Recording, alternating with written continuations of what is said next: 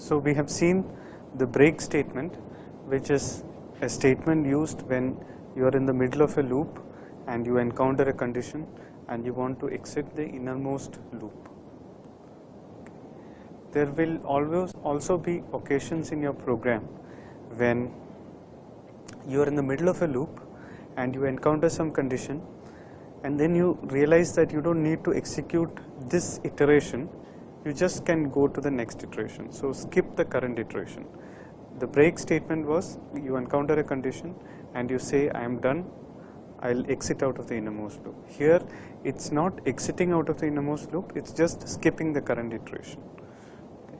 For this we'll see the continue statement, and let's motivate this by an example. So continue, the statement causes the next iteration of the closest enclosing for, while or do while loop. Okay. Let us motivate it with a very simple example. Let's say that we are reading numbers coming in a stream, and what we have to do is to skip the negative numbers. So you have to read all the positive numbers, and reading should be finally over when you encounter some input which is not a number. Okay. How do we do this? Let's imagine that you have the main and things like that written, and the central part of the code can be analyzed as follows. So you have integer variable a, and let's examine the code in closer detail. So what we need to do is, we may have an input sequence that looks like this: 1, -1, 2, and then dot. Okay. So let's say that the input sequence is something like this. What we will do is, we will do the scanf operation to get the numbers. So scanf operation will read the first entry as 1, it will read the second entry as 1, the third as -1, and the third entry as 2, and so on. Okay. So that is what scanf %d address of a. We are already familiar with this. But what does equal to 1 mean? Okay. So this is something that we have not encountered so far. The scanf statement has a return value. Okay. It gives you the number of inputs that was successfully read. For example, we are trying to read an integer in the %d specifier. Okay. So when we try to read the first entry, it should succeed. So this will succeed. When you try to read the second entry, it should succeed. When you try to read the third entry, it should succeed. In all these, the scanf %d will return a 1, because one entry has been read correctly. Here it will fail, because it tries to read a natural number here, but what it sees is a dot, okay, a full stop character. Now that's not a number. Okay, so scanf %d will simply fail. So this is what I said, it returns the number of conversions that have been successfully made. So when you try to read an input like 1, -1, 2, dot, it will succeed in the first 3 scanfs, and the last scanf it will fail. Okay. So that's what the scanf is supposed to do. So as long as you have read a number, so while you have read a number, you examine whether it's a positive number. If it is a negative number, that is if a is less than 0, then you say continue, which is saying that, okay, I don't need to execute the remaining part of the loop. So this part of the loop will be skipped if a is less than 0. Continue means go from here and start executing the next iteration of the loop. Let's go ahead and complete the code. So let's modify the problem a little bit. Read the integers until a non-digit is found, and let's do something with the positive integers. Let's say that we have to find the largest of the positive integers. So what should we do? Again, let's try to do it by hand to get a feel for what I should be doing. So I have 1, -1, 2, dot. Let's say that I initialize the maximum to some reasonable value. Since we are looking at the largest of the positive integers, I can initialize maximum to 0. Then I look at the first one, the maximum read so far, so it's a positive entry, so I will update max equal to 1. Okay. Then I read the next number and it's a negative number, so skip it. Then I read the third number, which is a positive number, so I will update the maximum to 2. Okay.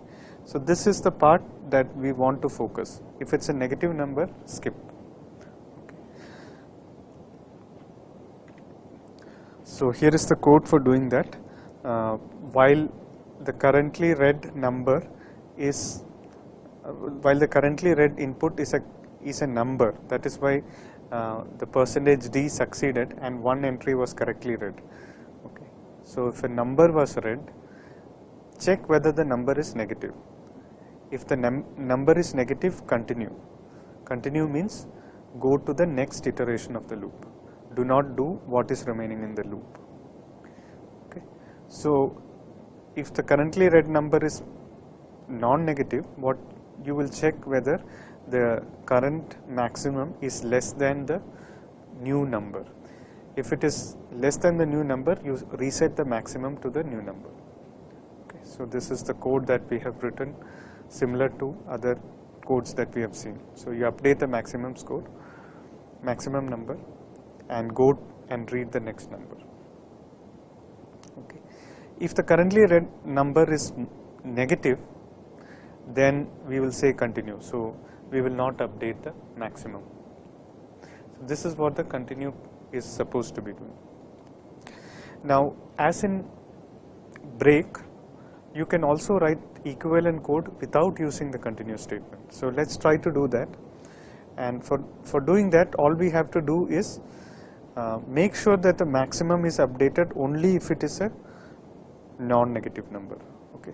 So this says if it's a negative number, do not do the next statement. This says if it is a non-negative number, then update maximum if necessary. Okay. So it can be written with one more level of nested if. So this says that if A is non-negative, then execute the next statement. Okay. Here it says that if A is negative, then continue, which means skip the next statement. Okay. So notice that these two conditions are the negations of each other. The long and short of it is that continue is not really necessary, but if you have it, then it is useful and it makes the code clearer in certain occasions. What happens to continue in a for loop? Notice that for loop has the following form. You have for, then there is an initialization expression,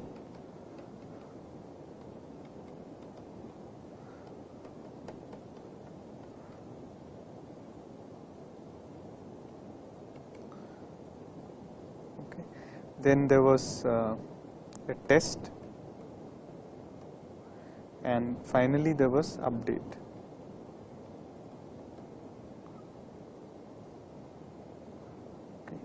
And then you have the body of the loop. What happens if you encounter a continue in the middle of the loop? Okay. In the case of a while loop, it's very clear. You go to the test expression, you go to the next iteration. The only contention is in the case of a for loop, do you go to the update statement? Okay. And the answer is yes. When you skip the remaining part of the loop, so this is the part in the remaining part of the loop that you will skip.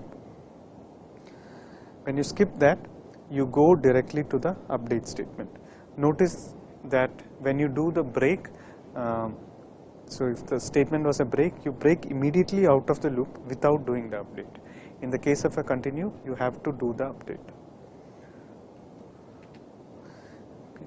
And as with the break statement, the continue statement is also redundant. You can program without using the continue statement as well, but it is useful if there is already a few levels of nesting of the if statements inside. We saw in the previous we saw in the previous slide that you could avoid continuous statement by using an extra level of nested if statement.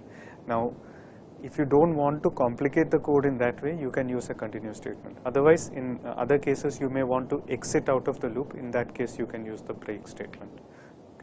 So they are extra feature that the C language provides you. They're not really necessary, but they are useful.